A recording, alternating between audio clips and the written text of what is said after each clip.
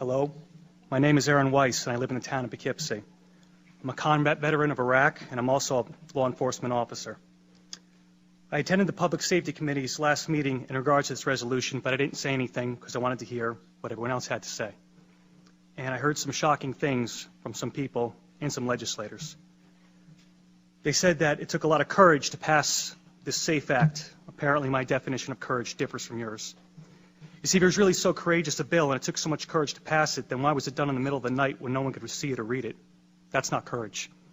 That's a mafia-style sit-down to divvy up what's good for the bosses. Courage is taking the right and true course of action, not the politically expedient one.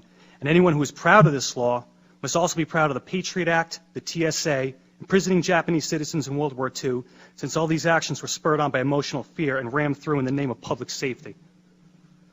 Another issue is the insistence of certain people to stand on the graves of dead children and challenge those that disagree to say it to the parents' faces. Well, I, for one, will pick up that gauntlet. First off, why is dead children your battle cry? You didn't say anything about the hundreds of Chicago children being killed, and for some reason you only scream when it happens to wealthy white ones. And yes, I will say to anyone's face, my right is more important than your dead, because I fought for it firsthand. I washed the blood of my friends out of my Humvee, and I picked up their mangled bodies, and I fought day in and day out. I did more things that you people can't imagine. So yeah, my right trumps your dead. I earned it in blood. I gave up a lot for this country, including my youth, and better men than me gave up a whole lot more, so that all you, myself included, could enjoy the rights that are guaranteed to us in our Constitution and Bill of Rights. And we didn't go through all that to come back home and watch the surrender of what we fought for happen based on the demented actions of a couple madmen. So in closing, I would like to address specifically the legislators we all know who are going to vote against this resolution. I understand you will vote against this resolution based on some misguided sense of the public good. However, as a law enforcement officer, I'm curious to know about your true resolve.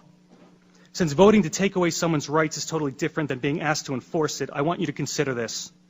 If you support the SAFE Act so wholeheartedly, are you willing to stand with law enforcement members and lead from the front to enforcement? And what I mean by that is if a constituent of yours feels so alienated by this law and the manner in which it was passed that they refuse to comply with it, are you willing to stack up on their front door and go in first? I bet if a clause was in this bill that required you, the elected leadership, our elected leaders, to go in the door first, I bet you would not be so steadfast.